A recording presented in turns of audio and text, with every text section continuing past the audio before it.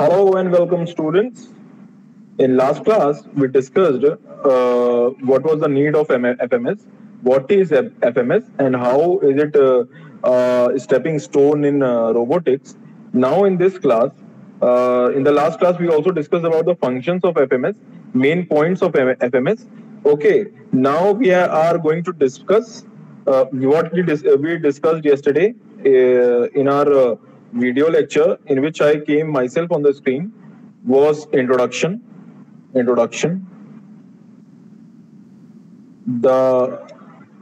function of FMS, function of FMS, introduction, the function, and main points of FMS. Okay, the main points of FMS. So these are the few things that we discussed in the last class: the introduction part, the function part, and the main function of points of FMS. Now we are going to discuss the types of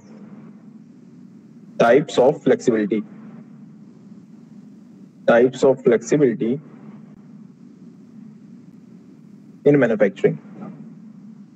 Okay, manufacturing में कौन कौन से type की flexibility हमारे पास उपलब्ध है. Okay, तो अब हम लोग हर एक टाइप की फ्लेक्सिबिलिटी देखेंगे, पढ़ेंगे, और उसके बाद उसकी डेफिनेशन लिखेंगे, और उसके बाद उस कौन कौन से फैक्टर्स पे वो फ्लेक्सिबिलिटी डिपेंड करेगी, ये हम देखेंगे. ओके, तो let's see the types of flexibility. The flexibility type first, पहला, the machine flexibility. Machine flexibility, इसकी डेफिनेशन क्या है मशीन फ्लेक्सिबिलिटी की? कि कोई भी मशीन किसी सिस्टम में different kinds of production operation में अगर एडजस्ट हो जाए, capability to adapt a given machine, ठीक है, एडेप्टेशन ऑफ मशीन, एडेप्टेशन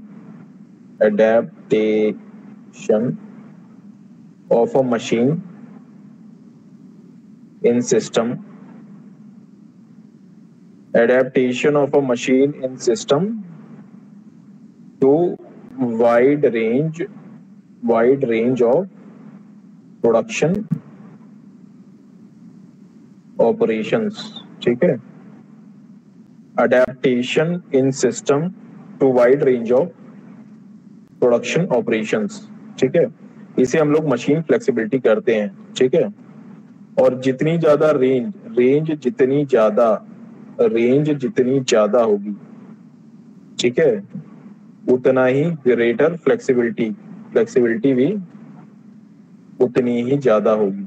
ठीक, और ये कौन कौन से फैक्टर्स पे डिपेंड करेगा?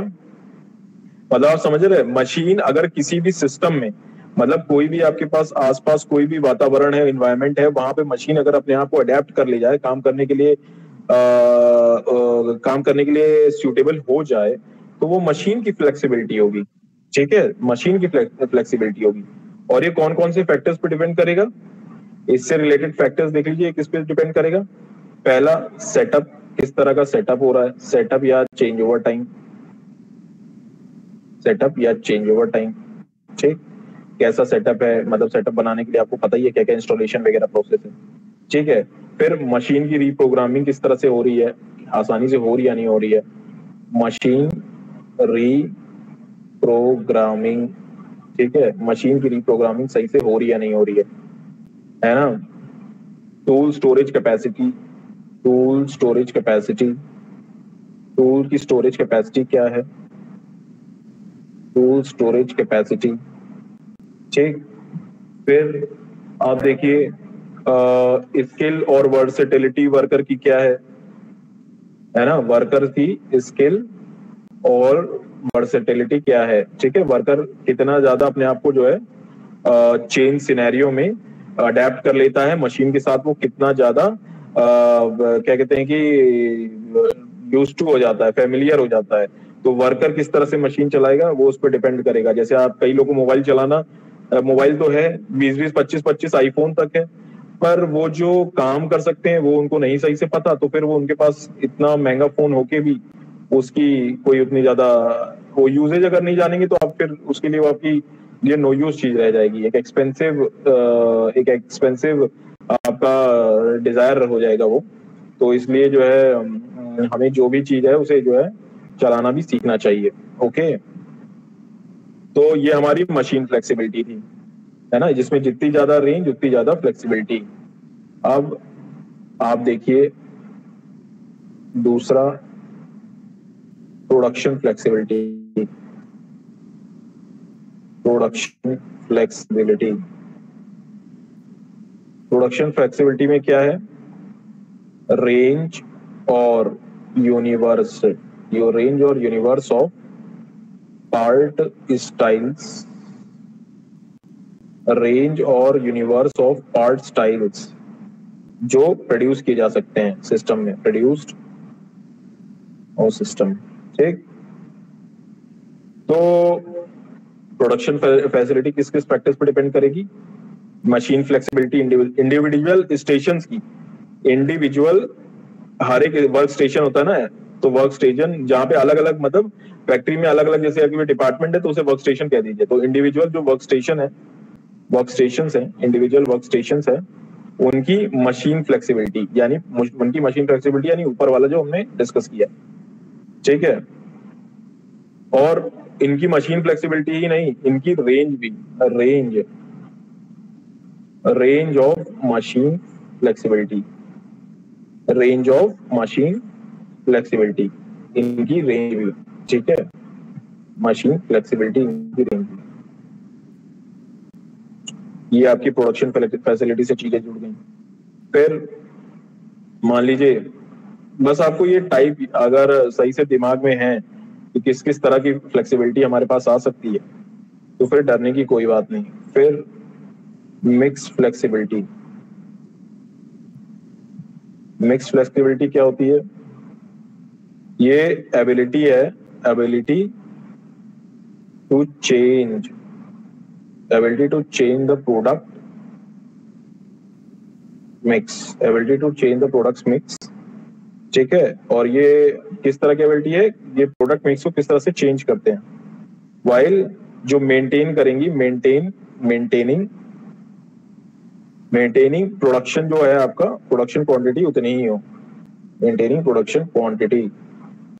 ओके, अब इसमें देखिए आपका मिक्स फ्लेक्सिबिलिटी में जो किन किन फैक्टर्स पे डिपेंड करेगा, वो ये है कि सिमिलैरिटी ऑफ पार्ट्स क्या है, सिमिलैरिटी ऑफ पार्ट्स मिक्स में क्या है, ठीक, रिलेटिव वर्क कंटेंट क्या है, रिलेटिव वर्क कंटेंट, ठीक है। फिर आपका फिर से जो है पहला मशीन फ्लेक्सिबिलिटी क्या है, ये आप इस पर निर्भर करेगा। ओके, ये आपका हो गया मिक्स फ्लेक्सिबिलिटी। अब चौथा देखिए, वो है product flexibility, product flexibility. Product flexibility में देख लीजिए कौन कौन सी चीजें आएंगी। ये प्रोडक्ट फैसिलिटी वो ईज है, ease with which design change हो सकती है, डिजाइन चेंजेस हो सकें, ease with which design changes can be accommodated, ठीक है। किस आप जो है डिजाइन चेंजेस को कर सकते हैं, ठीक, प्रोडक्ट फ्लेक्सिबिलिटी वो है ना। और इससे क्या है आपका न्यू पार्ट डिजाइन जो होगा, new part design matches existing part family. Okay, new part design existing part family को किस तरह से मैच करेगा, ठीक। फिर आपका ऑफलाइन पार्ट प्रोग्राम प्रिपरेशन किस तरह से हो रही है, वो है, ठीक।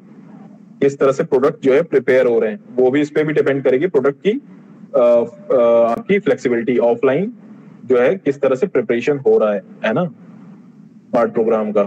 ओके, ये प्रोडक्ट फ्लेक्सिबिलिटी है। अब आपका मान लीजिए राउटिंग फ्लेक्सिबिलिटी क्या है, रूटिंग फ्लेक्सिबिलिटी,